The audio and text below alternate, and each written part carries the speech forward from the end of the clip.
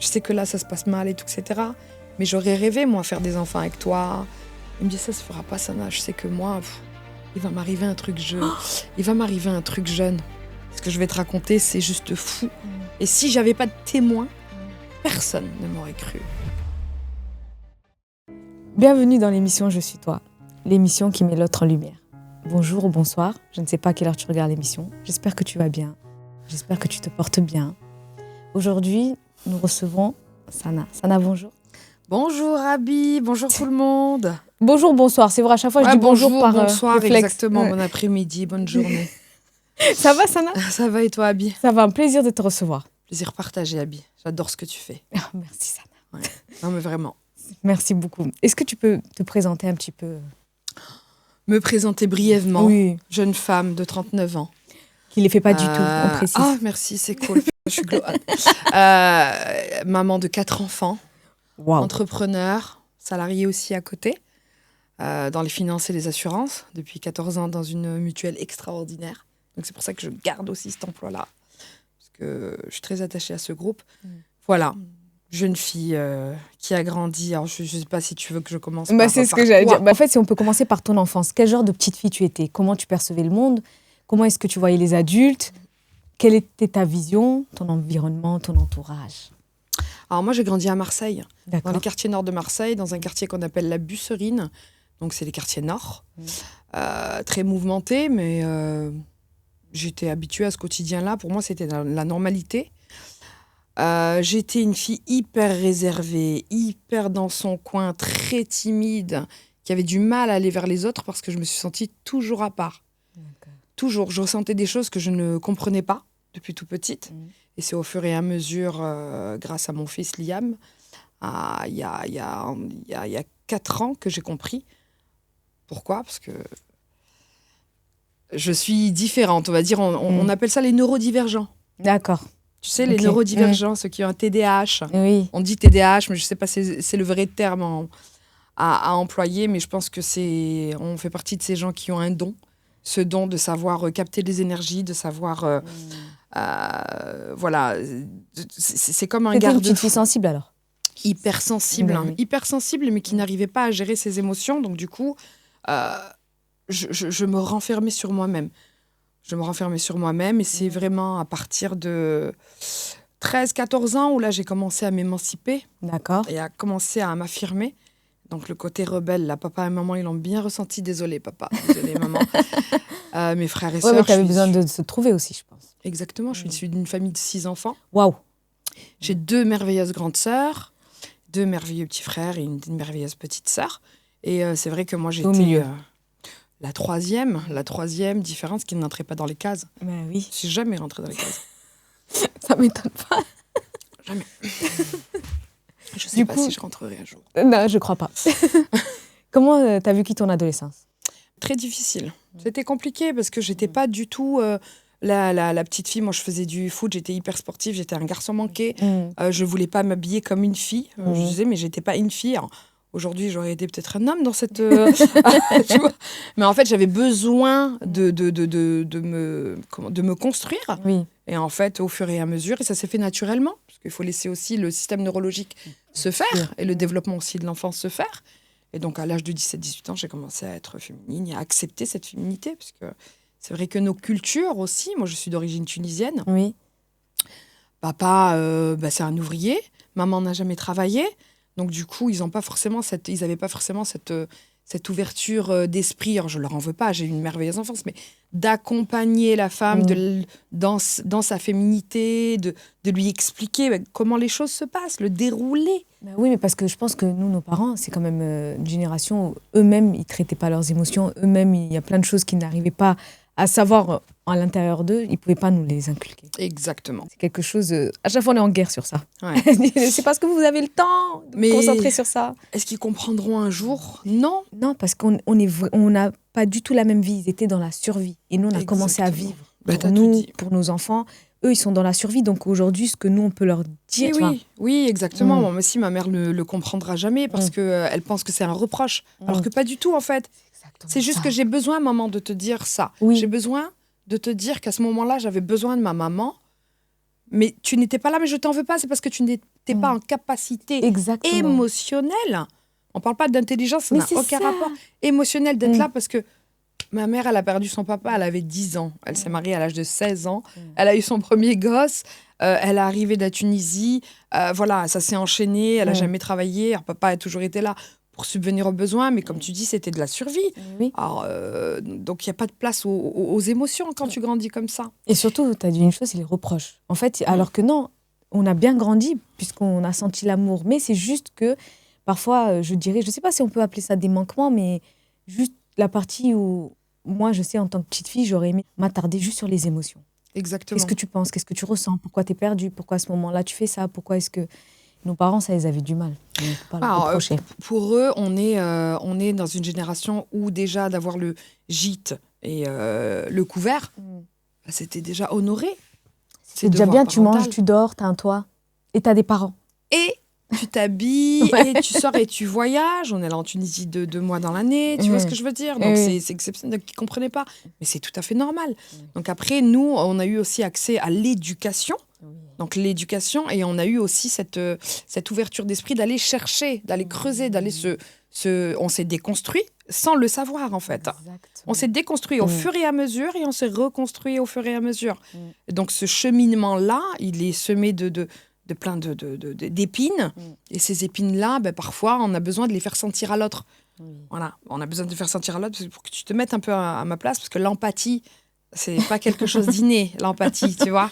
D'accord. L'empathie, c'est pas quelque chose d'inné. Tu as aujourd'hui... Tu peux apprendre l'empathie. Alors moi, je pense que tu peux l'apprendre, mais ça dépend. Ça dépend de ta volonté. Est-ce que tu as envie de t'ouvrir à l'autre? Est-ce que toi, tu as envie, aujourd'hui, de t'ouvrir à l'autre et de lui ouvrir cette petite fenêtre pour essayer de le comprendre? Parce que comprendre l'autre, attention, hein, c'est aussi se remettre en question. C'est dur, ça. On croit toujours qu'on est dans la vérité, mais sa vérité, c'est pas la vérité de l'autre. C'est dur de se remettre en question. Toujours l'exercice avec le 6 et le 9. Toi, tu vois 9, moi, je vois 6. Mais je peux pas t'en vouloir. Toi, tu vois vraiment 9. Moi, je vois vraiment 6. Interprétation. Voilà. Mais par contre, je me mets pas l'empathie, je vais me déplacer, je vais me mettre à côté de toi pour voir si la vision, elle est la même. Donc, c'est pas forcément donné à tous. Et voilà, ça, c'est une force de caractère, dirais-je. Oui.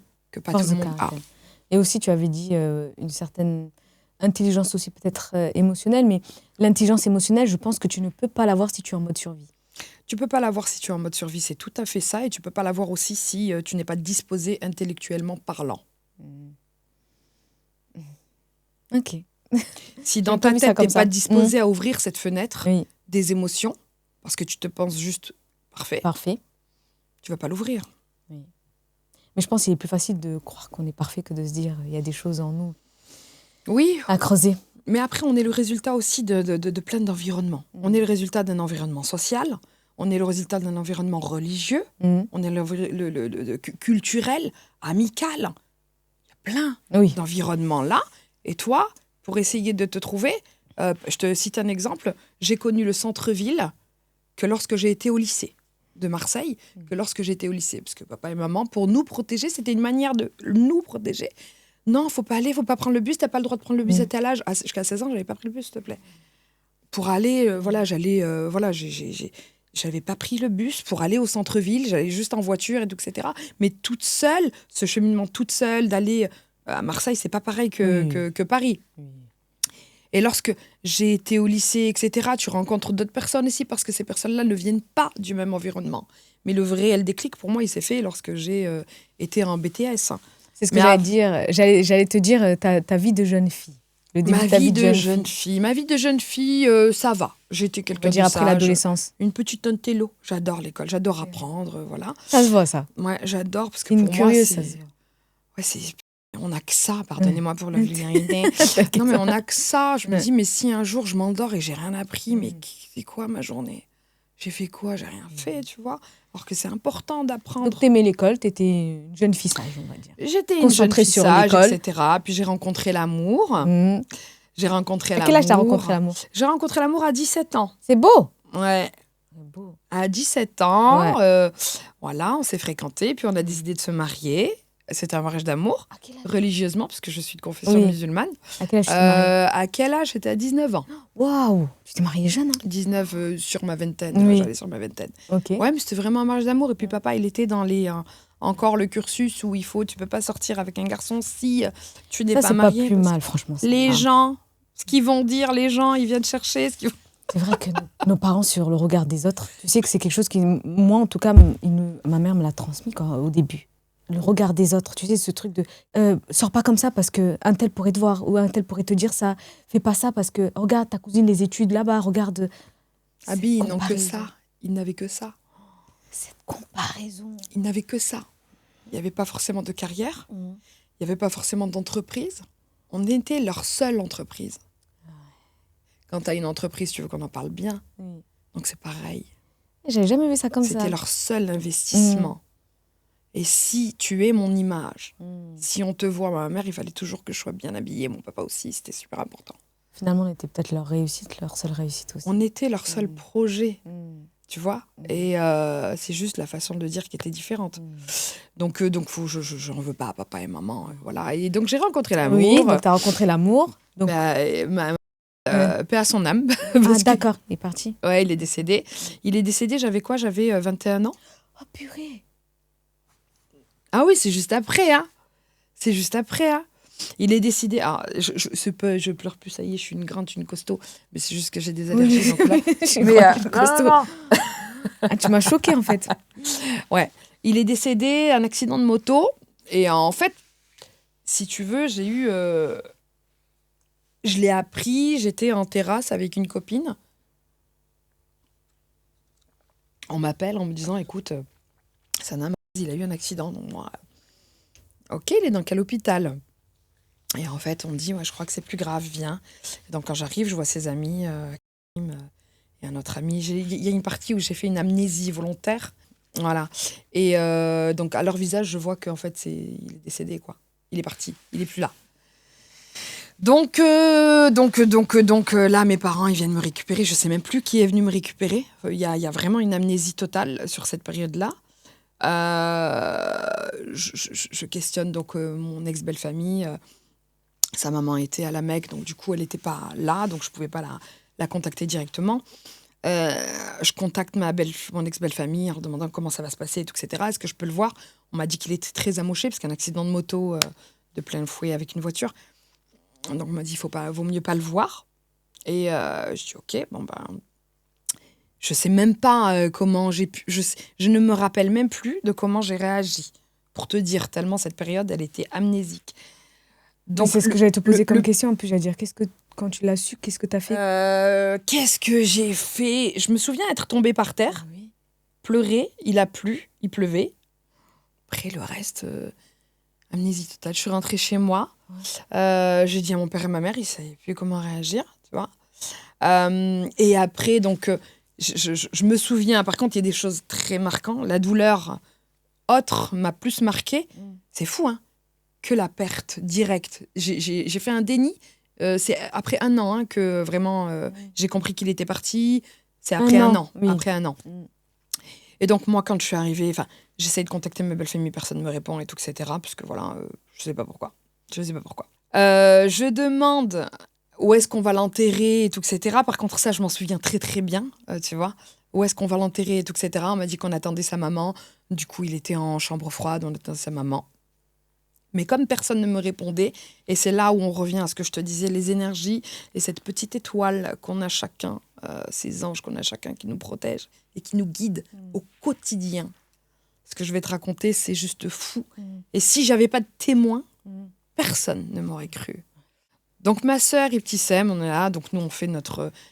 J'arrivais pas à dormir, je trouvais pas le sommeil, donc on a appelé quelqu'un pour faire des prières afin que je puisse dormir, et j'ai dormi, je crois, 48 heures. Je crois, vraiment, j'étais... parce que je ne dormais plus.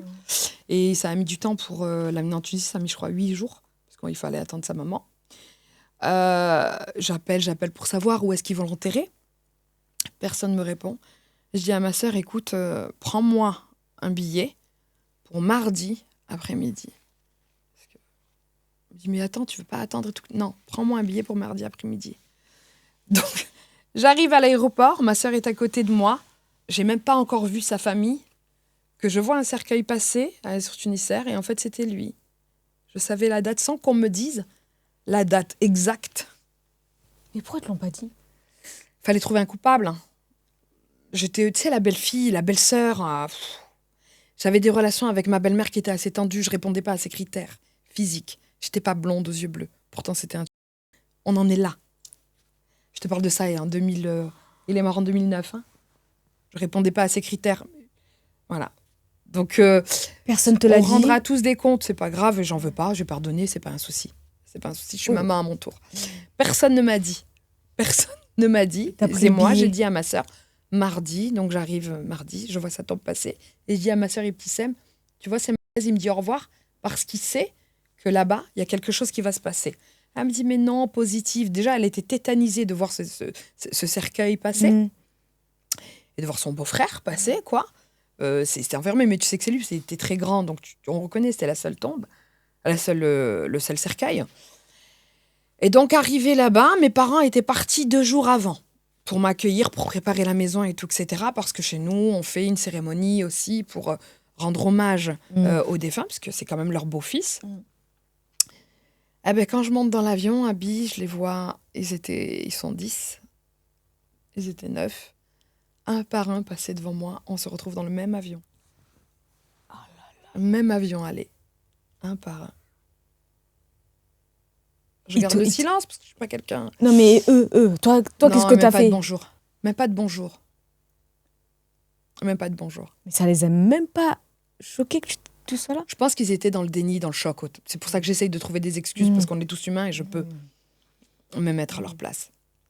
Pas de bonjour. Ok. J'arrive là-bas, donc je vois ma belle-mère, je vais la saluer.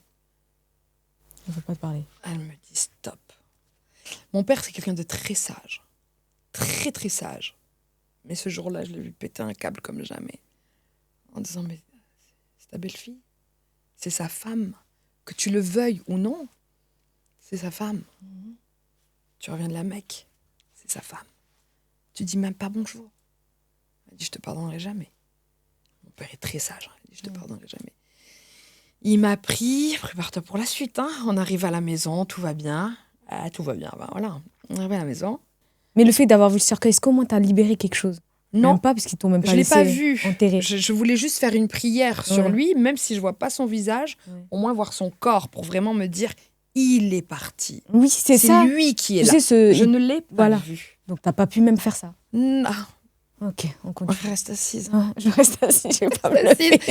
Donc, arrivé en Tunisie, donc voilà. Et moi, je me dis, son papa était décédé. Ils l'ont enterré dans une ville à Tunis. Il me disait toujours, moi, je veux être enterrée à côté de mon père. Je veux être enterrée à côté de mon père. C'est ma dernière volonté. Putain, mais tu vois, il y a des images, il y a des trucs qui me reviennent juste avant.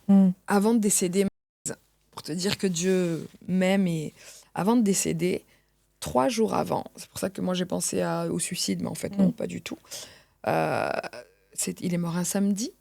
Le mercredi, il m'appelle pour me dire il faut que je te voie. Okay, parce qu'on était un peu en embrouille par rapport à sa maman. Voilà. Moi, je pars de la base où si ta mère ne me veut pas, je ne viendrai pas avec toi. Normal. Je vais pas retirer la mère d'un fils.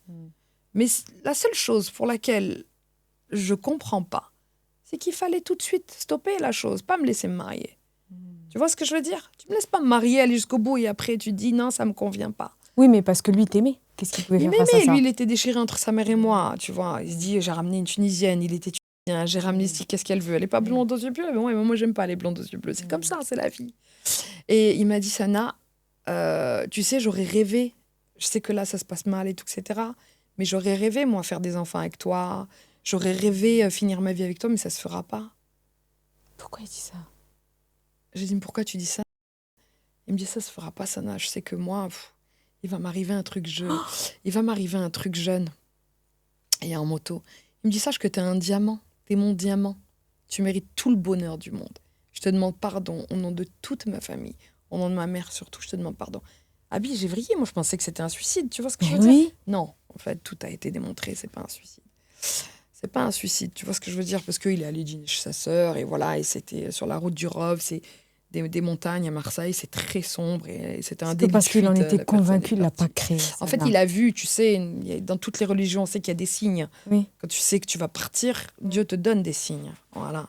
Et donc, moi, jusqu'au bout, et donc ça, c'était la petite apartheid à Marseille.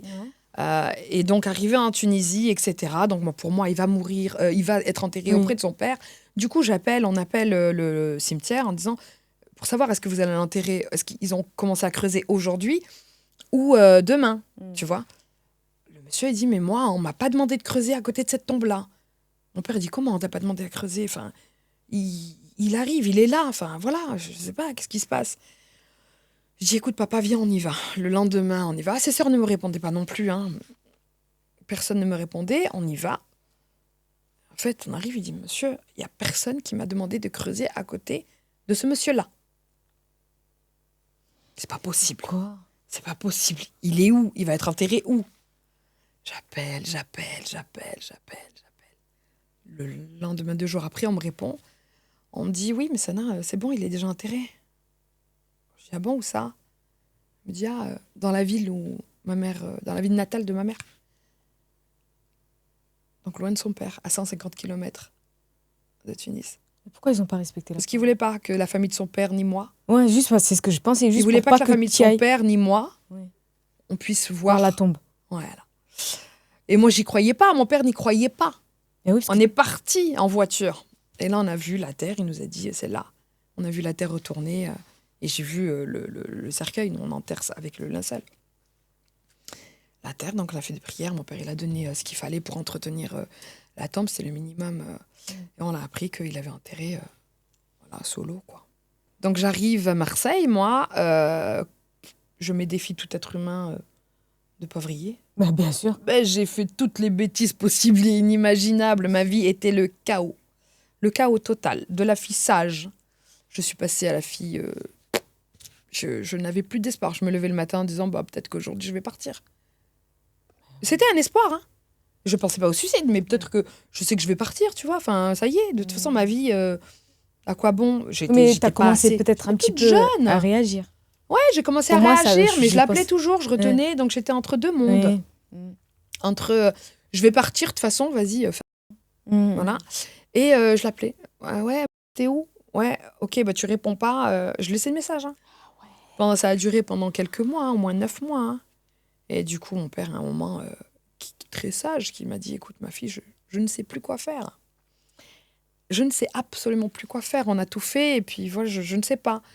À l'époque, il n'y avait pas de psychologue, il n'y avait pas de psychologie, il n'y avait pas tout ça. Même mes sœurs étaient désarmées, parce qu'elles aussi étaient des jeunes filles. Tu vois, on n'a pas beaucoup d'écart. Bien sûr. 3 ans, 5 ans. Tu connais pas la mort, tu sais pas comment réagir, tu sais pas. J'allais dire, de toute façon, même tant que tu ne l'as pas vécu, même si tes parents, tu vois, comme ils l'ont pas vécu, tu sais pas quoi faire face à quelqu'un. Le deuil, c'est quelque chose qui se vit tellement différemment.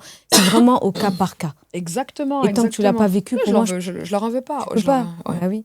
Mais moi, je pense que je te dis, à ce moment-là, tu commençais peut-être aussi, même si tu commençais à l'appeler, enfin, tu continues à l'appeler, etc.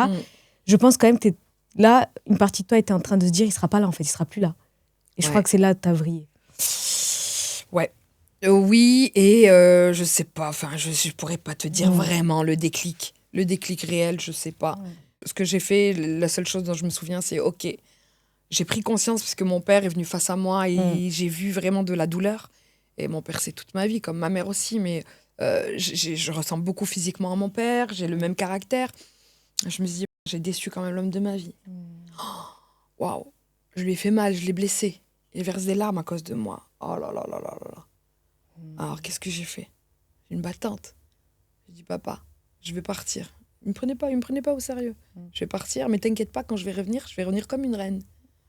Et moi, je disais toujours, mais vous savez, mais depuis l'âge de 15 ans, moi, je vais être super riche dans ma vie. Je vais investir, vous allez voir ce que je vais devenir. Ma mère qui me cassait la tête pour le ménage, je dis, mais j'aurai une femme de ménage, moi, j'aurai si, arrêtez. Toujours ce côté piquant, arrogant, je vais partir. Mon père, il me dit, ok, ouais, vas-y. Je suis partie, j'ai retiré les pauvres sous qui me restaient, 500 € sur mon compte, je me suis mis à découvert. Je savais que de toute façon, la banque, elle allait pas être remboursée d'ici tôt. Donc, du coup, mon père, il va préparer mes valises. Il me dit, tu vas où? Je dis, je sais pas, je vais à Paris. Il me dit, tu vas où, ma fille? Je dis, je vais à Paris. Là, c'est bon, j'ai tout donné à Marseille. Fallait que je change d'environnement. C'était pas possible. c'était plus possible. Il fallait que je change d'environnement. Tu sais, les gens, juste tu t'habilles. Ah, elle a vite oublié, hein. Tu as vu, dès que tu sors un peu... Elle a vite oublié, hein. Tu vois, des remarques où Oui. ça va, ton deuil, il est vite passé. Ça, on me l'a jeté en pleine gueule, tu vois. Ouais. C'est horrible, ça, franchement. On me l'a jeté en pleine gueule, ça. Ah, mais il n'y a pas mort d'homme, pardon. Mais ça, c'est très humain. C'est horrible de dire ça, mais c'est très humain. Ils ne savent pas ce que tu vis, mais parce que tu sors, parce que tu fais ça, ils se disent, elle souffre pas. Alors que la souffrance, on sait très bien J'ai toujours été coquette, moi. Quoi qu'il arrive, même en PLS, je vais m'habiller max. Mais surtout qu'aujourd'hui, on sait très bien que ça veut rien dire. Tu peux très bien être quelqu'un de souriant, etc. Et au final, à l'intérieur, tu es complètement détruit. Il y a des gens qui vont tomber sur la vidéo, ils vont se dire, mais jamais j'aurais cru que cette femme-là a vécu ça. Et encore, c'est que le début. C'est que le début, on va continuer alors. Tu vois. Donc, tu pars j'arrive à Paris avec 500. Non, mon père, il m'avait dit, attends, le pauvre, il me jette 50 € par la fenêtre, mon papa chéri. Il me jette 50 € par la fenêtre de ses pauvres sous. Je pars, je prends un billet. J'avais une copine qui était déjà installée sur Paris. Donc, elle était hébergée chez la sœur d'une amie à moi, de Marseille toujours. Donc, je fais quelques jours là-bas, mais en fait... voilà, je me prends mon premier, au bout d'un an, ma première trahison amicale. Waouh! Après ce drame, tu te prends une trahison amicale. Elle voit que, tu sais, tu sors, t'es à Paris, t'as besoin de te vider d'esprit. Bah, tu sors, tu rentres à minuit. Et c'est pas l'hôte, mais c'est mon ami qui était hébergé chez cette hôte qui me dit, ah non, mais alors que c'était des fêtards, tu vois. Non, tu peux pas rentrer à minuit et tout, etc. Tu prends tes affaires et tu dégages au bout de 3 jours. Toute seule à Paris, comme ça. J'avais 500 parce que je lui avais donné déjà 50 €. Moi, je suis pas quelqu'un qui profite de quoi que ce soit. Je vais toujours te donner par principe, tu vois. Donc, j'arrive là, je suis à la rue. Je fais quoi? Je regarde sur le Bon Coin. Colocation, j'atterris à Boissière, la Montreuil. Montreuil-Boissière, je sais plus quoi, Boissière. Je ne connais pas. Dans le 93, un truc paumé. Pardon pour le 93, mais c'est juste, c'était paumé pour moi parce que voilà, c'était paumé. Boissière-Montreuil. J'atterris là-bas et elle me dit colocation. Je dis OK, elle me dit 350 €. Je dis OK, bah tiens, les 350 €. Je dis où est-ce que je peux aller travailler? Elle me dit là-bas, t'as des brasseries et tout, vas-y. OK, j'y vais, je fais porte-à-porte. Oui. Serveuse, oui, il n'y a pas de problème. Serveuse, j'avais jamais fait ça de ma vie. Hein. Ouais, il n'y a pas de problème, OK. De 17h à 1h du matin avec tous les oufs de Montreuil. Oh là là là là. Donc tu travailles pour 50 balles, tu n'es pas payé des milliers des cents. Et puis voilà, il fallait quand même 50 € par jour, tu les claques vite en fait, hein, ça va très très vite. Hein. Il fallait quand même trouver d'autres moyens. Donc du coup, j'ai trouvé un client qui me dit, moi j'ai une brasserie dans le 13e, si tu veux, je t'embauche de 7h du matin à 15h. Donc j'ai commencé à vers 7h du matin, je me levais à 5h. 7h du matin pour jusqu'à 15h. J'arrivais à 17h, je travaillais jusqu'à minuit, 1h, donc je dormais 3-4 heures. C'est là où j'ai développé mes premiers troubles du sommeil. Je suis quelqu'un qui ne dort pas. Je ne sais pas le secret de ces cernes, je ne dors pas. Je dors 4-5 heures, c'est déjà extraordinaire. Donc je ne dors pas. La meuf, elle voit que je travaille, au lieu de se dire, putain, c'est une battante. Elle dit, au fait, je vais augmenter le loyer parce que mes charges de copropriété, ils ont augmenté. Du coup, je passe à 550. Ouais, tu me dis ça comme ça. Je dormais sur un canapé, hein, c'était un studio. Hein. Un grand studio, elle avait son lit au fond, moi je dormais sur un canapé, tu vois. Bah, je faisais mes courses, Elle s'est dit, comme tu travaillais plus, tu avais plus d'argent. Voilà, donc du coup je lui dis, mais quand même j'ai une fierté. Une fierté, je préfère manger de la pierre moi plutôt que... Voilà. Donc je dis, ok, c'est comme ça, vas-y, tiens, je vais te donner pour finir... le mois. Je suis partie sans rien. Je suis partie sans rien. Mes valises. Une valise, je lui avais demandé de laisser une valise, juste de quoi me changer. Donc c'est là où j'ai commencé, j'ai fait... 2 semaines à la rue. À la rue... Alors, je dormais pas dans la rue parce que je restais dans des bus. Donc, j'allais travailler pourtant. J'allais travailler. C'est juste Montreuil, j'avais laissé un moment. Je faisais que le 13e parce que c'était un peu compliqué. Je dormais dans je prenais le bus et je dormais dans le bus. Il faisait le tour. Après, j'allais à Châtelet. Il y avait des bars qui fermaient à 5h du matin. Rive droite, je crois. 5h du matin, karaoké, tout, etc. La serveuse, elle avait compris. Je prenais un coca et je restais, je crois, des heures. Je restais des heures comme ça, elle me laissait, tu vois, et je somnolais, tout, etc., avec la musique. Mais je faisais ma toilette dans des bains publics, je faisais ma toilette.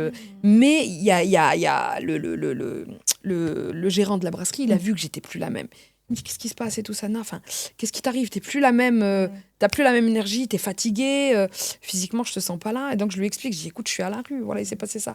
Il me dit, écoute, j'ai un ami, sa cousine, elle libère un studio à Tolbiac. C'est 500 € par mois, une sous-location pendant 5 mois. Est-ce que ça te dit? Je dis, mais tout bénef. Du coup, j'ai pris cette sous-location, j'ai travaillé, j'ai pu reprendre aussi Montreuil. Donc, du coup, financièrement, ça va. Et après, à Montreuil, j'ai rencontré l'amour. J'ai rencontré l'amour à Montreuil. J'avais quel âge? Wow, j'avais quel âge? Je me souviens plus. J'avais 2012. J'ai les années. 2011. Donc tu rencontres l'amour. Je rencontre l'amour, ça se passe bien et tout, etc. Donc du coup, voilà, on fait notre petit chemin ensemble. Financièrement, ça va mieux parce que voilà, il m'a aidé, on s'est fait un peu ensemble. Mais j'ai aussi rencontré beaucoup le danger. Le danger, il y a des choses que je ne peux pas dire, tu vois. Il y a des choses que je ne peux pas dire, mais j'ai rencontré le danger, le risque. Des choses assez particulières qui font que, en fait, moi, j'étais pas prête à tout ça. J'étais pas prête à cette vie-là. Je fais bref, parce que j'ai envie de le mettre dans la personne. Mais donc voilà, tout va bien. Aujourd'hui, on est encore amis, pour te dire. Voilà. Donc après, j'ai rencontré le père de mes 2 premiers enfants. Mais entre-temps, j'avais quand même connu la stabilité. Parce que j'ai pu, grâce à une adresse... Alors, il faut que tu saches que quand je suis arrivée, à l'époque, tu perdais tes droits de sécu. Donc, j'avais même pas de carte vitale. J'avais plus de compte en banque. J'avais pas de carte vitale. Mais j'avais l'impression... J'étais une SDF. Mais tu sais comment tu racontais, et moi, j'avais l'impression... Enfin, j'ai l'impression que t'avais même pas peur. Non, parce que je savais que ça allait bien se passer. En fait, je suis une optimiste éternelle. Je sais que tout va bien se passer. Les gens vont dire, allez, je sais que tout va bien se passer. Il y a des choses que tu sais pourquoi? Sincèrement, j'ai jamais fait de mal à qui que ce soit. Le pain de ma bouche, je le lève pour le donner. Je suis quelqu'un, j'accorde pas d'importance à l'argent. Je respecte l'argent. Je sais comment en trouver parce que je me suis démerdée. Je te dis, j'allais dans les puces, je prenais des trucs, je les vendais sur le bon coin. Donc moi, le business, j'ai connu ça tout. Je me suis toujours démerdée. Donc je suis pas quelqu'un en mode la hesse, je connais pas le RSA, Dieu merci, ni le chômage. C'est pas des trucs. T'as bossé toute ta vie. Il faut y aller. Il y a du taf, faut y aller. Tu vois, les gens qui disent c'est galère, tu peux y aller. Le travail, tu peux y aller. Sauf si tu veux pas, parce que tu crois que t'es trop bien pour 1 000 €, t'as vu, mais moi, même les 50 € s'il fallait faire 10 heures, je les prenais. Tu vois la différence? Oui. Et donc, t'étais une battante aussi. Moi, je suis une battante parce que, attends, nos parents, ils ont fait quoi, s'il te plaît? Nos parents ont fait quoi, s'il te plaît? Ils sont arrivés avec rien. Et toi, t'arrives, tu maîtrises la langue, tu as un cursus scolaire, tu as l'identité française. Et tu vas pas te battre. Eux, ils n'avaient rien de ces 3 choses-là. Ils se battaient avec des titres de séjour comme des chiens à rester en file d'attente pendant des heures, toutes des journées complètes pour que le guichet, on leur dise « Ah non, il est 16h, c'est fini ». Encore aujourd'hui. Encore aujourd'hui. On parle pas aussi de ces situations des personnes sans papier, sans papier, mais qui maîtrisent et qui sont là depuis des années. Tu as des gens aujourd'hui qui galèrent pour des renouvellements de titres de séjour. Ils se retrouvent sans droit. Ça, c'est du courage, j'avoue. Ça, c'est du courage. Oui, c'est vrai. Alors que là, on part quand même avec... On part avec des bases. Pas de zéro, c'est vrai. On part pas de zéro. C'est vrai, nos parents, ils partaient vraiment de zéro. La langue, ne serait-ce que la langue.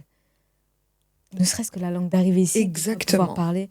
C'est vrai, ils étaient courageux quand même. La langue, l'identité, la nationalité française, ça t'ouvre quand même des droits, tu vois. Bien sûr. Les droits quand même. Voilà, du moment où j'ai commencé à travailler dans des entreprises avec des structures de manière déclarée, tu vois.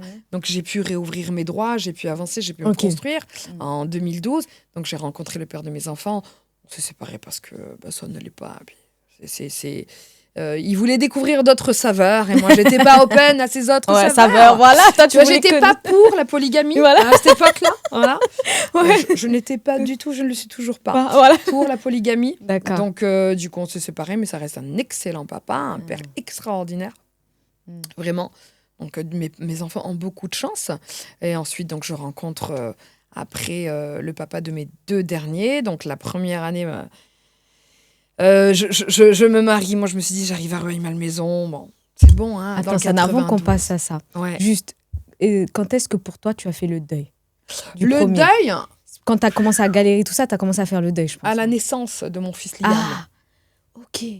Ah oui, donc vas-y, alors continue, parce que pour moi je pensais que tu l'avais fait avant. Non, à la naissance de mon fils Liam. Ok. À la naissance, parce qu'en mettant au monde un enfant, mes enfants, sur les 3 prénoms, Liam m'a dit, Pharrell, à la 3e lettre, ils ont le H.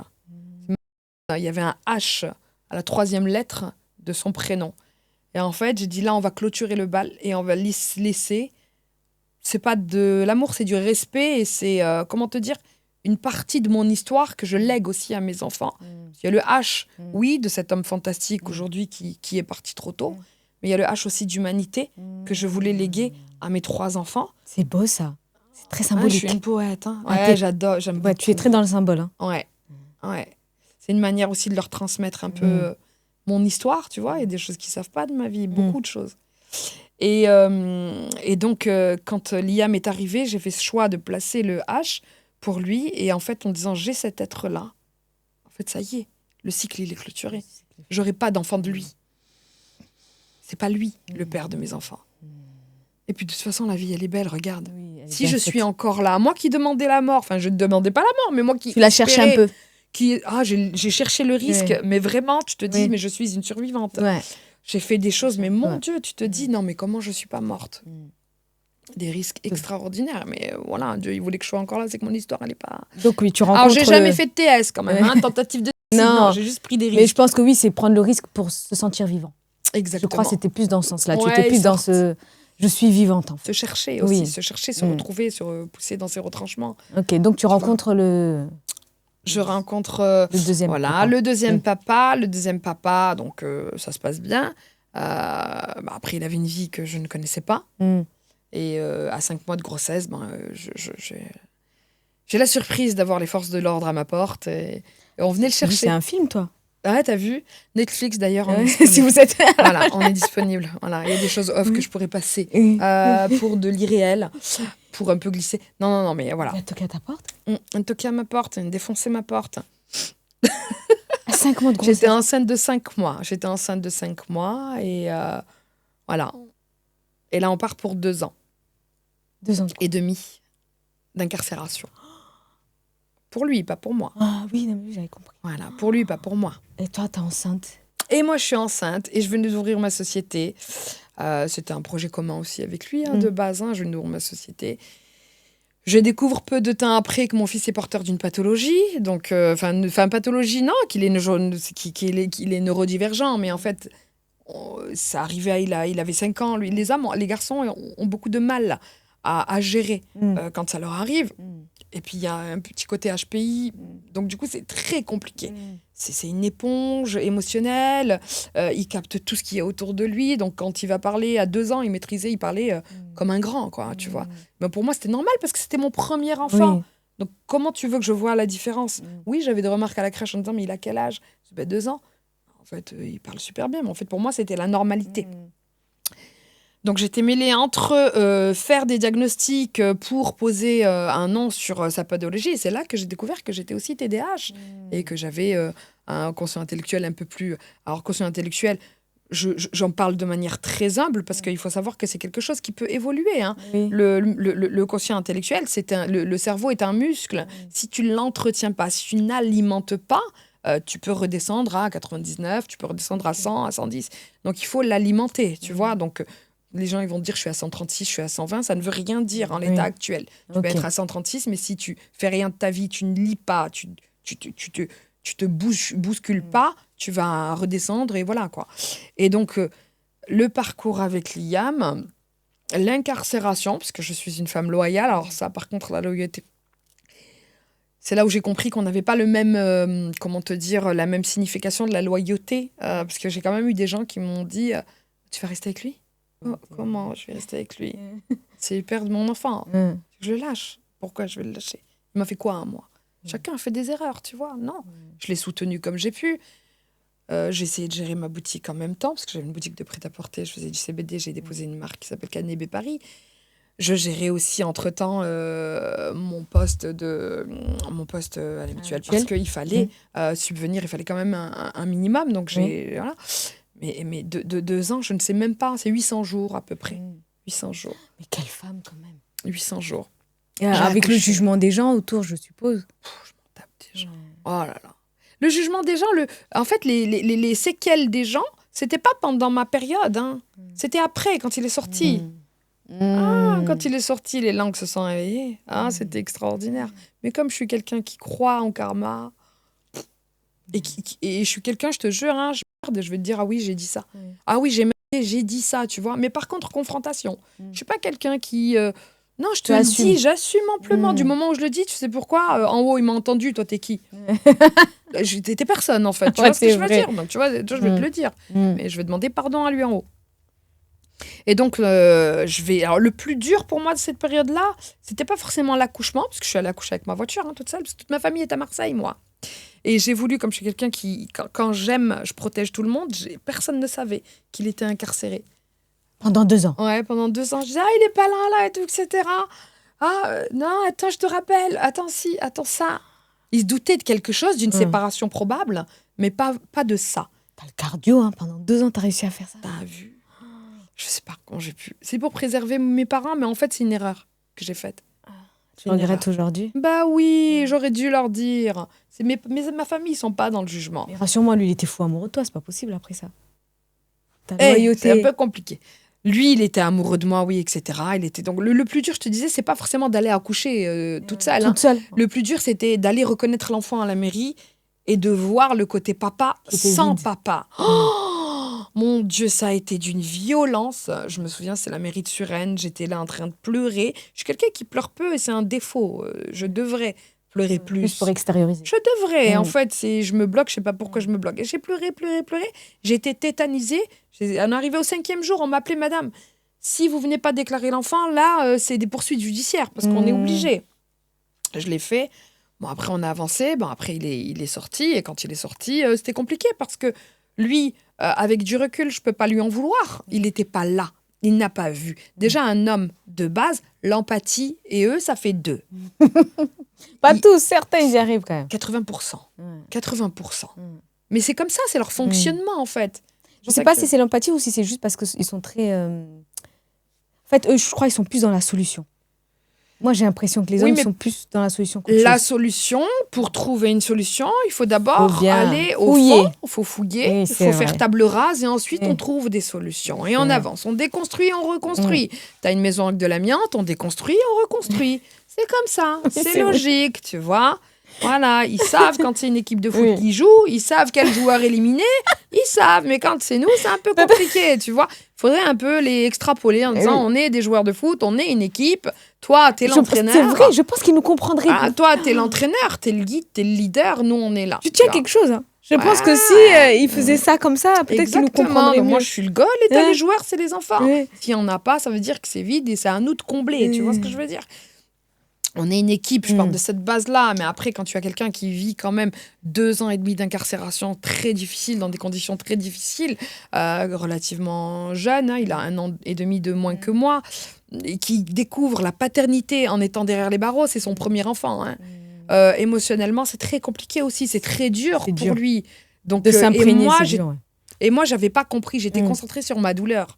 En me disant, il va ressortir, il va être là, il va être présent, il va être soulagé. Bah oui, parce que toi aussi, tu as tellement donné pendant 2 ans que quand il est sorti, tu t'es dit, forcément, en fait, tout ce pourquoi j'ai lutté, aujourd'hui, ça en vaut la peine. J'ai trop attendu. Il faut rien attendre. Ouais.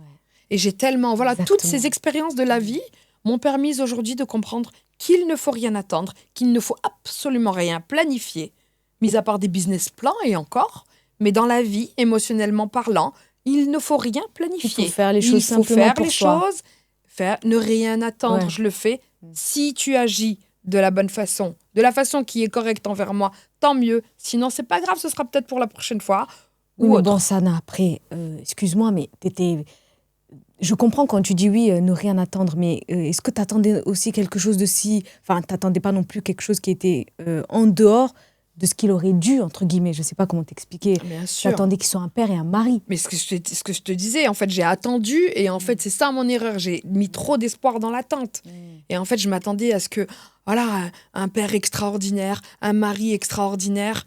Mais en fait... C'est dur, lui aussi, déjà, le temps qu'il sorte. qui puisse C'est savoir ça, ce qui se c'est pas passe, de ce sa qu'il a faute, vécu, en fait. Voilà. qu'il guérisse, que Voilà, pouvait et pas puis vous il faut gérer, avoir ouais. l'environnement aussi qui Mm. t'accompagne vers la paternité, qui t'accompagne vers le couple, qui t'accompagne vers tout ça. Il faut avoir aussi les bons amis, le bon entourage. Parce qu'on dit souvent, ouais, il faut pas parler de ta vie ici, on a besoin de parler de notre vie à des personnes de confiance pour qu'ils nous guident sur le bon chemin. C'est comme ça. Et voilà, il y a eu beaucoup de quoi. Mes premières trahisons ont été...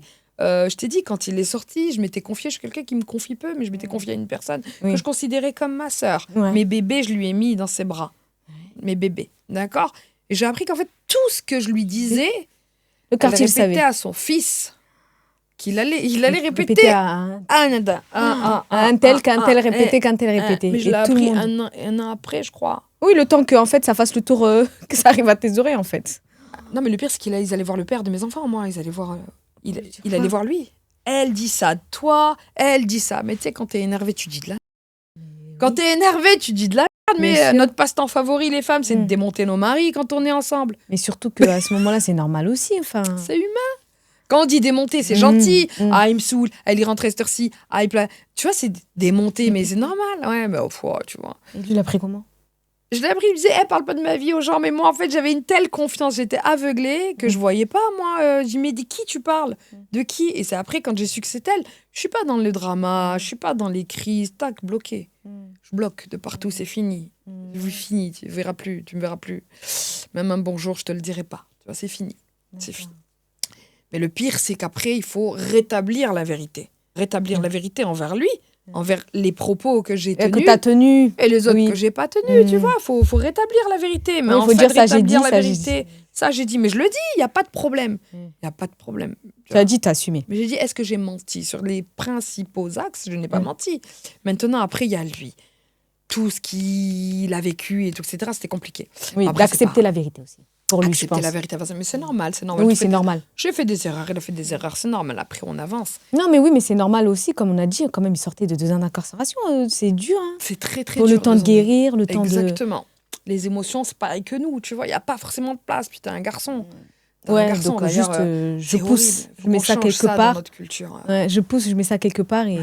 Mais il faut puis- changer ça dans notre culture. La Ça charge. change, je pense, là. La Les charge. mamans, je pense comme toi, aujourd'hui. Ah oui, oh, mes fils, mes les- belles-filles, ouais. elles seront les plus heureuses du monde. Je pense que les mamans, elles font un super boulot. Les mamans de garçons, je trouve, de notre génération, elles font un super boulot quand même. Ouais. Elles sont en train de déconstruire Merci. quelque chose et surtout de laisser place, moi je le vois avec ma sœur, avec ses fils, vraiment de laisser place à l'émotion. Le garçon a droit tout autant en fait qu'une fille, juste de laisser place à ses émotions. Et ça n'en fait pas moins Exactement. un garçon. Parce que c'est ça qu'ils ont. Il y a des Exactement. gens, ils ont peur de ça en fait. Mais par Parce contre, je le sensibilise aussi sur sa responsabilité en tant que concubin, conjoint. Il décidera de sa vie, s'il veut se marier ou pas, il décidera. Même si je pousse sur le mariage, parce que le mariage, pour moi, c'est un socle essentiel D'accord. pour la construction de chacun. Mais par contre, voilà, faut pas abuser aussi, parce qu'on parle beaucoup des hommes, on tape beaucoup sur les hommes, mais il faut aussi calmer Les femmes. nos amis, Mm. nos copines. Hein, les copines, faut arrêter de mettre cette pression. Je ne sais pas. Tu vas pas demander à un homme qui gagne 100 € de plus que toi d'assumer, OK, le loyer, on est OK. Parce que pour moi, c'est la base, c'est ton entreprise, tu vas gérer ton loyer, tu vois, c'est toi le boss, tu vois, tu payes ton loyer. Les courses, il n'y a pas de problème. Certaines factures, il n'y a pas de problème. Des vêtements pour les gosses, il n'y a pas de problème. Mais je ne vais pas lui demander un sac Chanel. La Parce que trend, toi, là. oui, c'est parce que toi, tu es vraiment une maman de garçon et c'est bien d'avoir ce côté-là un petit peu parce qu'on voit rarement ce côté. Mais oui, en tant que maman de garçon, tu laisserais pas une fille en fait demander à ton fils un sac Chanel. Est-ce que c'est vital? Oui. Si lui, il a envie de lui offrir pour, pour un événement précis, après une naissance ou autre, fais-le, mon fils, et je suis là. S'il faut même t'aider, je le ferai. Mais par contre, la trend là, oui, tu sais, les meufs, oui, c'est 40 €. Oui, ça fera 1 000 €, mais ridicule, mais la honte. Ah, mais c'est pas la honte. T'as pas honte quand tu vois ce genre de vidéo? Mais en fait, je me dis sur les réseaux maintenant, tout est tellement abusé, extrapolé. Donc moi, en fait, je suis quelqu'un, je pense qu'on est pareil, je suis dans la vraie vie, Sana. Donc il y a des choses que je vois sur les réseaux, je me dis ça, c'est que sur les réseaux. Mais ce qui est dommage, c'est que les enfants qui regardent ça sont convaincus que c'est la vraie vie. On est dans une autre génération, on est dans une génération qui se construit à travers les réseaux. Depuis une vingtaine d'années, les gens se construisent, les générations se construisent à travers les réseaux. Ils se construisent à travers des trends, ils se construisent à travers des stories Instagram, ils se construisent à travers des filtres. Tu vois, c'est stop. Faut arrêter tout ça. Il en va de la responsabilité de chacun, que ce soit ta sœur, même si t'as pas d'enfant. Les gens disent j'ai pas d'enfant. Non, ta sœur, ta cousine, tu la vois, explique-lui, ramène-la sur terre. Ouais, on est des anciens aujourd'hui entre guillemets. Maintenant, oui, on est des Mais il faut ramener ces choses-là parce que à la réalité, je pense. À la réalité, parce Je que pense, ouais. tu t'imagines quelle société on va laisser? C'est vrai. On va laisser une société malade. Mais après, je me dis peut-être que la nouvelle génération, ils feront aussi un peu leur part. En tout cas, j'espère, comme nous, on a su la faire, tu vois, par rapport à nos parents. Il y a plein de choses qu'on a déconstruites. Je dis pas qu'on a fait mieux, mais en tout cas, qu'on essaye de voir les choses autrement. Et j'espère qu'eux aussi, ils le feront à un moment donné. Ce qui est vraiment intéressant de ces nouvelles générations et que nous, on n'a pas eu, c'est qu'ils pensent à eux. Waouh! Moi, je suis là, fière je de leur ça. tire, je leur tire Moi, mon chapeau. franchement, je suis fière de ça. Ils pensent à eux, ils pensent à entreprendre, ils pensent pas... CDI, rester dans un travail qui leur plaît pas. Moi, tu sais que ça c'est ce que j'aime exceptionnel. chez eux, c'est vraiment ce truc. Ouais. Je suis pas bien, je me lève un matin et j'arrête. Ouais. C'est tout. Mais ça, c'est exceptionnel, ça, c'est une force de Mais caractère. il y a aussi ce truc vraiment... En fait, cette génération, il y a vraiment ce truc où soit ils sont très éveillés, Ouais. et même parfois, ils sont même pas... Tu vois, dans leur vingtaine, moi, je vois des fois des femmes de 20 ans, des hommes de 20 ans, où je me dis, moi, à 20 ans, j'avais jamais ce genre de pensée, quoi. Ouais. Je les vois limite accomplis, etc. Je me dis, waouh, soit c'est tout l'inverse, où ils sont très dépressifs. C'est intéressant ce que tu dis quand tu parles d'accomplissement de la femme à 20 ans. Est-ce que tu penses que c'est sain? Non, je suis d'accord avec toi. Non, parce que je pense qu'à 20 ans, déjà, on pense tout contrôler. Voilà. On pense tout contrôler, on pense que tout... En fait, on pense qu'on va tout gérer et finalement, avec le temps, tu te rends compte que... Non, c'est vrai, non, t'as raison. 20 ans, t'es encore un bébé, ma chérie. Oui, c'est vrai. T'es encore un bébé à 20 ans. Même si c'est des bébés, je trouve que je te promets que certaines femmes, elles ont une certaine façon de penser qui, moi, parfois, quand je discute avec elles, moi, à 20 ans, je pensais pas du tout comme ça, Sana. Mais tant mieux, parce que t'as eu une jeunesse. Oui, c'est vrai. T'as fait des bêtises. Oui, c'est vrai. Moi, je dis, c'est bien de faire des C'est bêtises. vrai. Parce que tu les feras pas à 40 ans. Ouais, c'est vrai. Toutes les femmes que je vois péter des câbles à 40, 45 ans, c'est des femmes qui se sont sacrifiées, qui n'ont pas eu de vie. Parce que, voilà, elles ont voulu répondre à ces critères de... Faut vivre. Faut faire des bêtises. C'est pas grave, tu te trompes. C'est rien, les bêtises. C'est vrai qu'ils ont du mal avec le fait de se tromper. Pourquoi tu veux tout de suite être parfaite à 20 ans? Il te reste au moins encore 60 ans à vivre. Parce qu'ils sont quand même un peu durs, je trouve même entre eux, tu vois, sur les réseaux. Nous, je trouve qu'on est une génération, on avait le droit de faire des bêtises. Bah oui. On avait le droit de se tromper, de dire, mais maintenant, tu vois pas comment ils sont tranchants. Si tu fais une bêtise ou même si tu as fait une erreur, tout le monde te tombe dessus. Bah, Pourtant, on était aussi une génération où le jugement, on va dire, de nos parents, il était quand même bien présent. Mais c'est vrai que eux, sur les réseaux, regarde, ne serait-ce qu'une personne qui se trompe sur quelque chose, parce qu'elle a dit une chose, finalement, elle revient là-dessus, elle n'a pas le droit. Parce qu'elle l'a dit une fois. Ouais, mais Qu'est-ce après, qu'il tu sais, moi, en tout cas, j'ai ma petite fille. Ma petite fille, si un jour elle se trompe, si un jour elle fait une erreur, si un jour quoi que ce soit, je lui dirais de répondre à ces gens-là. Oui et. Ah, j'aime bien ça. Oui et. Ouais, ça, j'aime bien. J'ai fait ça? Oui Oui et. et. Et Oui, après, c'est nous. Moi, c'est ça que j'aime bien dire. Oui, Et c'est après moi. Ouais. Ouais, c'est ça que je dis. Oui, c'est moi. Du moment où tu commences à te justifier, c'est mort. C'est moi. C'est fini. Tu vois, il faut pas donner de crédit. Tu vois ce que je veux dire? Faut pas donner de crédit à ça. Faut pas. Ouais, t'as raison. Est-ce que tu te sens une femme accomplie, Sana, aujourd'hui? ouais. Est-ce que tu vas bien aujourd'hui? Même Oui, si je je pense vais avoir bien. la réponse. Mais Alors oui, je vais bien, mais par contre, il y a encore cette phase de construction, hein, émotionnellement parlant. ça, c'est jusqu'à la fin, Sana. Ah oui, oui, oui. Ça, c'est jusqu'à ce qu'on quitte cette terre. Ah ouais, on ne devient pas femme. On ne naît pas femme, on le devient. Hein. Ouais. Donc, oui, je suis bien, je suis accomplie, puisque je suis satisfaite aujourd'hui de la femme que je suis devenue, qui est arrivée avec 550 € dans les poches Bien sûr. à Paris. Et la working girl aujourd'hui. Qui n'a trempé dans rien de bizarre, tu Ouais. vois. À l'époque, il n'y avait pas, nous, le ski. Pourtant, j'avais le corps. Hein. Non, mais non, mais je juge pas, chacun fait comme il veut, mais moi, j'avais toujours dans la tête papa, tu vois. Il faut être la fille de papa et maman, il faut rester droite, tu vois. Il y a certaines bêtises qui sont tolérées et d'autres qui sont un peu compliquées. Ok. Donc voilà. Donc, non, je me sens accomplie, je me sens, je suis heureuse, mais il manque ce petit truc, en fait, moi. C'est ce petit truc, j'ai des projets, et tant que ces projets-là n'ont pas abouti, pas pour l'aspect financier, je m'en tape complet, mais c'est pour l'accomplissement de soi, pour marquer l'histoire avec le nom de mon père. Ça. Je veux marquer l'histoire avec le nom de mon papa et ma maman aussi, tu vois. En disant, voilà, leur fille, elle a fait ça. Mais c'est pas, je parle de petits trucs. Moi, je suis vraiment dans le grand. Je veux changer, chambouler, impacter l'économie, tu vois. Et donc, je travaille sur des applications digitales qui peuvent marquer l'histoire et qui vont marquer l'histoire. Qui vont marquer l'histoire. Maintenant, quand est-ce que ça va arriver incessamment sous peu ou un peu plus, je ne sais pas. Mais en tout cas, ça va marquer l'histoire. Et tant que j'aurais pas passé ce cap-là... Je pense qu'il te manquera un truc. Ouais. Parce que je vais faire des choses après. Il y a plein de projets qui vont avec. Plein de projets dans l'humanitaire. Ouais. Ah bah, moi, je suis là-dessus aussi, c'est ma à l'humanitaire. Mais moi, si je peux me permettre, pour moi, il te manque rien. Tu es vraiment une femme accomplie de A à Z, sincèrement. Après, le reste est un plus. Pour moi, c'est pas un manquement. Attention. C'est juste un plus que tu vas faire. Le fait d'impacter, comme tu dis, ce côté humanitaire, etc., c'est un plus. Mais sinon, là... Tu sais, j'ai une phrase, moi. Je suis dure avec moi-même. Tu es très exigeante.